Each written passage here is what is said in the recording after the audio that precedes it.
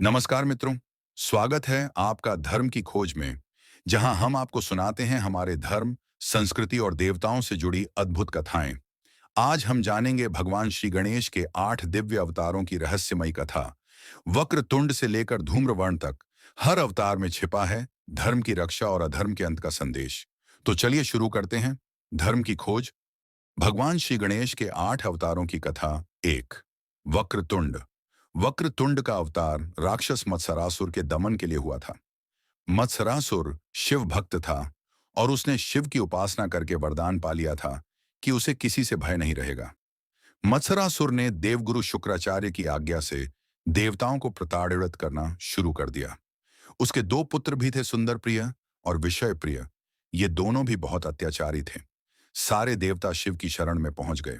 शिव ने उन्हें आश्वासन दिया कि वे गणेश का आह्वान करें। गणपति वक्रतुंड अवतार लेकर आएंगे। देवताओं ने आराधना की और गणपति ने वक्रतुंड अवतार लिया। वक्रतुंड भगवान ने मत्सरासुर के दोनों पुत्रों का संहार किया और मत्सरासुर को भी पराजित कर दिया। वही मत्सरासुर कालांतर में गणपति का भक्त हो गया। 2 एकदंत महर्षि च्यवन ने अपने तपोबल से मद की रचना की। वह च्यवन का पुत्र कहलाया। मद ने दैत्यों के गुरु शुक्राचार्य से दीक्षा ली। शुक्राचार्य ने उसे हर तरह की विद्या में निपुण बनाया। शिक्षा होने पर उसने देवताओं का विरोध शुरू कर दिया। सारे देवता उससे प्रताड़ित रहने लगे। मद इतना शक्तिशाली हो चुका था कि उसने भगवान शिव को भी पराजित कर दिया। सारे देवताओं ने मिलकर गणपति की आराधना की। तब भगवान गणेश एक दंत रूप में प्रकट हुए। उनकी 4 भुजाएं थीं, एक दांत था, पेट बड़ा था और उनका सिर हाथी के समान था। उनके हाथ में पाश, परशु और एक खिला हुआ कमल था। एक दंत ने देवताओं को अभय वरदान दिया और मदासुर को युद्ध में पराजित किया। 3 महोदर जब कार्तिकेय ने तारकासुर का वध कर दिया, तो दैत्य गुरु शुक्राचार्य ने मोहासुर नाम के दैत्य को संस्कार देकर देवताओं के खिलाफ खड़ा कर दिया। मोहासुर से मुक्ति के लिए देवताओं ने गणेश की उपासना की। तब गणेश ने महोदर अवतार लिया। महोदर का उदर यानी पेट बहुत बड़ा था। वे मूषक पर सवार होकर मोहासुर के नगर में पहुंचे, तो मोहासुर ने बिना युद्ध किए ही गणपति को अपना इष्ट बना लिया।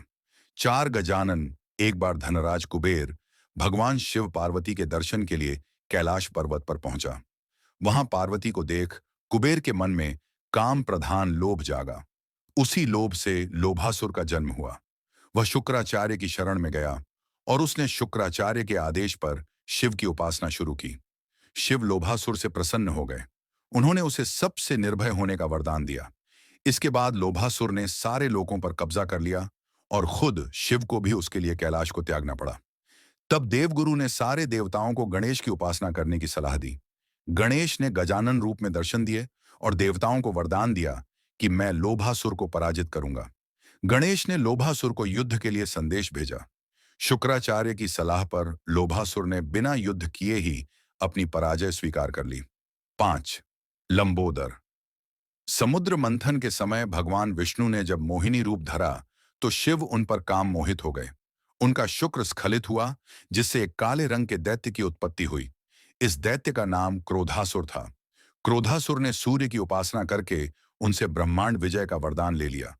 क्रोधासुर के इस वरदान के कारण सारे देवता भयभीत हो गए। वो युद्ध करने निकल पड़ा। तब गणपति ने लंबोदर रूप धरकर उसे रोक लिया। क्रोधासुर को समझाया और उसे ये आभास दिलाया कि वो संसार में कभी अजेय योद्धा नहीं हो सकता।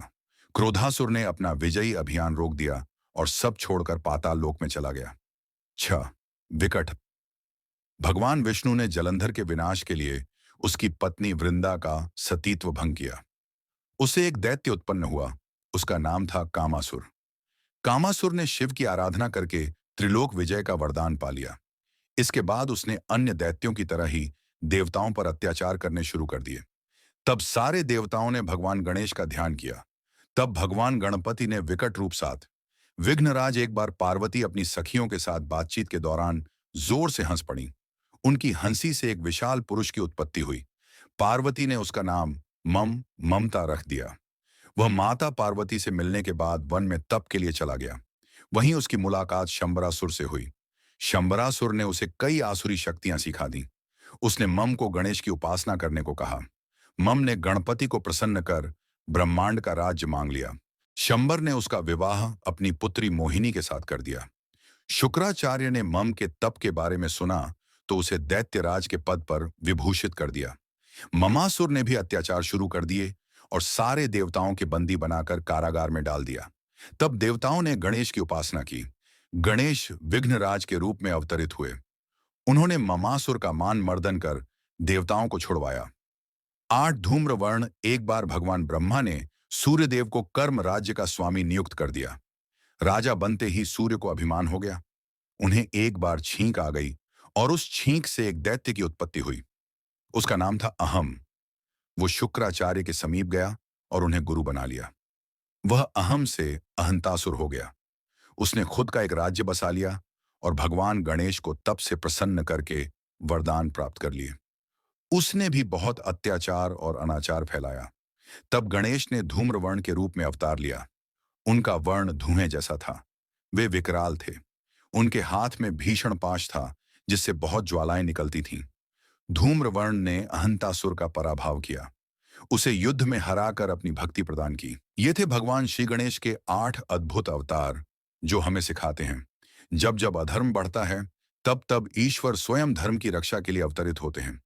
अगर आपको यह कथा पसंद आई हो तो वीडियो को लाइक करें, चैनल को सब्सक्राइब करें और कमेंट में लिखें जय गणेश देवा। धर्म की खोज में फिर मिलेंगे एक और दिव्य कथा के साथ। जय श्री गणेश।